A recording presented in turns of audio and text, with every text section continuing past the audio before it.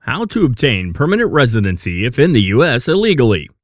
Just because your status in the U.S. is not lawful, this does not mean that you cannot eventually become a legal permanent resident. However, the process of obtaining legal status in the U.S. will be hard, and you will want to work closely with an attorney to help you through the process.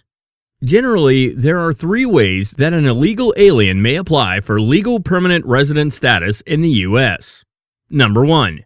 Getting married to a U.S. citizen or permanent resident.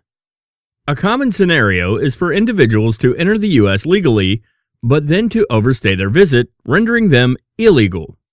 If you initially entered the U.S. legally, you may still receive your green card following marriage to a U.S. citizen or permanent resident. Keep in mind that the marriage cannot be a sham simply to obtain permanent residency. Number 2. Seeking forgiveness for an overstay.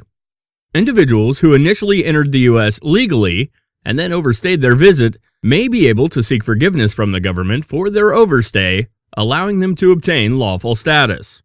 Typically, the forgiveness option is only available for individuals who entered the U.S. prior to 2001 and who are sponsored for a visa through a family or work. Number 3. Asking for temporary protected status.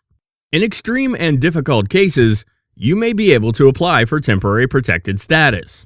This status can be very hard to obtain and are usually limited to war victims, victims of natural disaster, refugees, asylees, and other extreme circumstances. Work closely with an immigration attorney. You should remember that any option to obtain legal permanent resident status in the U.S. if you are currently an illegal alien is difficult. As a result, you will want to work closely with an immigration attorney who can help you review your situation and provide you realistic options and expectations on how to get legal status. The consequences of obtaining legal status can be severe, and you will want expert counsel.